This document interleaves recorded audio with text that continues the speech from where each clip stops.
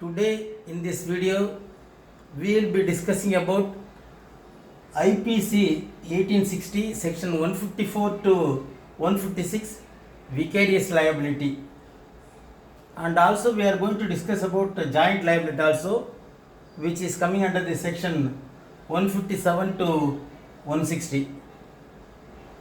So first we will see the vicarious liability.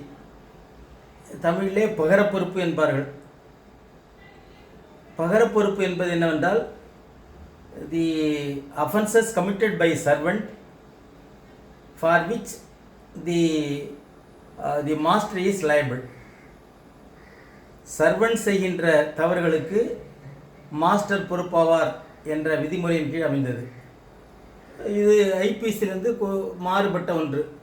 ஐபிசியில் யார் குற்றம் செய்கிறார்களோ அவர்களுக்கு தண்டனை வழங்கப்படும் என்ற நியதி, அதிலிருந்து இது மாறுபட்டது. இதில் ஏஜென்ட், அதாவது ஒரு சர்வன்ட் செய்கின்ற தவறுக்கு மாஸ்டர் பொறுப்பாவார் என்ற அடிப்படையின் கீழ் அல்லது விதியின் கீழ் அமைந்திருக்கிறது. So IPC vicarious liability means for the offences committed by the servant, master will be held liable. That is called vicarious liability. And IPC makes a departure from the general rule in few cases, or a departure from the doctrine in few cases on the principle of respondent superior. Respondent superior means the master will be held liable for the offences committed by servants. That is called respondent superior. A master is held liable. That is section 154 to 156. First we will see the section 154, owner. So these are all, these three sections are about unlawful assembly. Unlawful assembly. Lawful assembly means for the purpose of lawful purpose the assembly is held. Unlawful assembly means the assembly will be for hatching some crime like that. So that's why it's called unlawful assembly. Section 154, owner or occupier of land on which an unlawful assembly held. So the occupier of land on which unlawful assembly in the premises, unlawful assembly is held. Intentional, and also not only that, the unlawful assembly is not intimated to public authorities. That is called intentional failure of giving the information to public authorities like police or something. So whenever an unlawful assembly is held, it has to be intimated to the public authorities, say for police or to the court, etc. And so that is not followed in this case. That is section 154. For that, the punishment will be prison or fine or both. Like that, section 155, liability of person on whose benefit right is committed. Right means some sort of commotion, kalavaram, that is right. Liability of person on whose benefit right is committed. Right is committed for some person's benefit, that is right.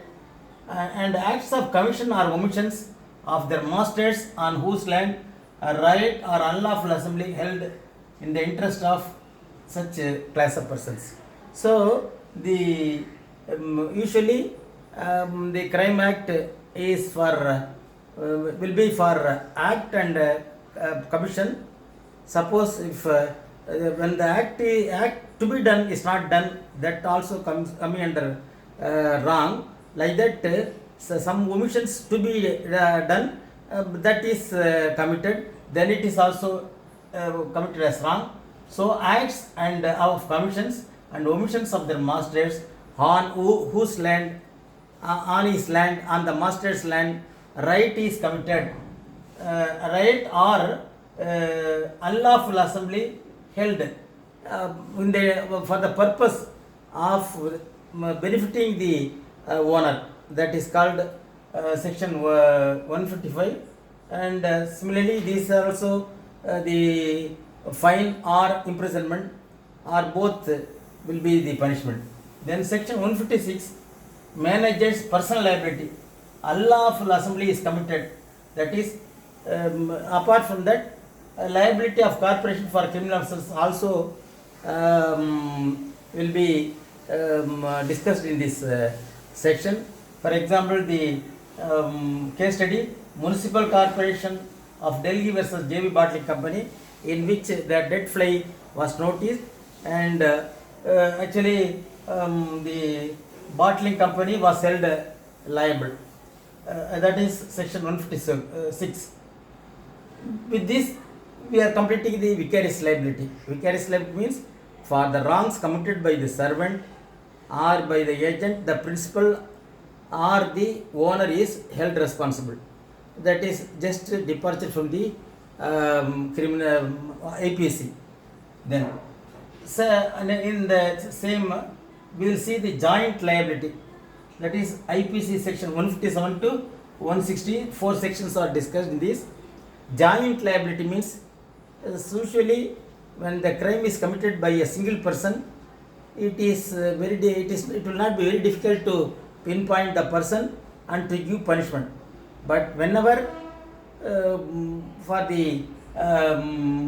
whenever offence is committed in collusion of others, or more people are combined together and they commit some offences, then it is called joint liability.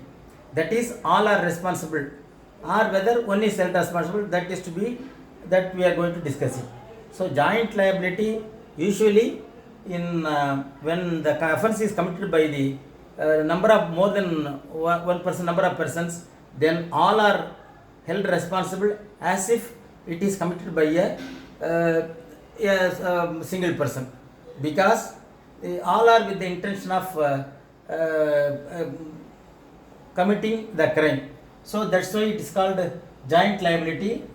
But in few cases, for example, the group intention should be of similar nature. Suppose if the group intention is not similar, then a particular person will be held responsible. Suppose, for illustration, a group of people, group A wants to beat the other group, say B, but while doing the melee or in the process, what happens?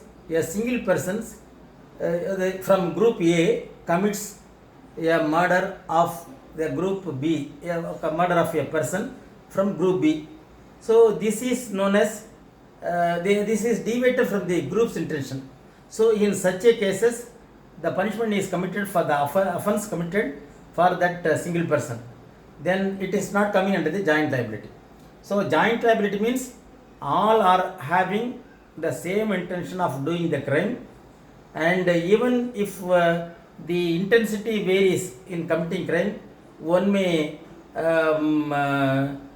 abet the crime, or one may be giving, say for example, he may procure a license and he may give it to another person to fire. So like that, so many people may be involving, but the thing is, the intention may vary, the offence intention may vary, but all are having the similar intention. When they have the similar intention, that is called joint liability. All are held liable for the offence because it is considered as if it is committed by a single man, because all are having the similar intention of mind, in which we are going to see 4 sections. First, section 157, harboring of persons hired for unlawful assembly. Suppose if the assembly for the unlawful assembly persons, the involved persons are harbored means that is in a place they will be asked to reside or stagnate. That is called harboring of persons hired for unlawful assembly. Then this is section 157, and section 158, being hired for taking unlawful assembly or right. So they are the unlawful assembly, the people who are in unlawful assembly, they will be hired. It is also for right also they will be hired. Then section 115 affray. Affray means some commotion, such that is two or more persons fight with each other and thereby peace is under threat. So, because of that the peace is under threat, that is called affray. And section 160 punishment for affray. So for the commotion or for the peace is under threat or fight will be there, for that the punishment for affray is dealt in section 160. So the punishment there is imprisonment 6 months or 1 year imprisonment, or the fine, or both will be given for this type of punishments for affray. So that is punishment for affray is dealt in section 160. So we should also know what is the abettor in this liability. Abettor means a person who helps or aids or indirectly or directly helps or encourages another to commit crime. So a person or a group of persons may encourage another person to commit crime. That is called abettor, and the process is called abetment.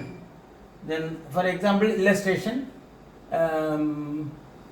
the abettor A and B agrees to murder Z by giving small doses of poison.